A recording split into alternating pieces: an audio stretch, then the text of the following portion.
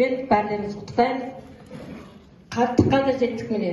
Біз кейінгі жастарға не айтамыз? Айтатынымыз көп, бірақ енді қысқарақ айтайын.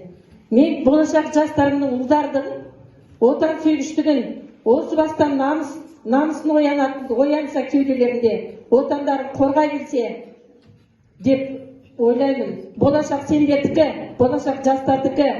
Заман тыныш болсын. Алмағайып заманда әркім өз отанын, үйде жанұяларыңызды сүйсеңдер, болашақта отандарыңды сүйесіңдер.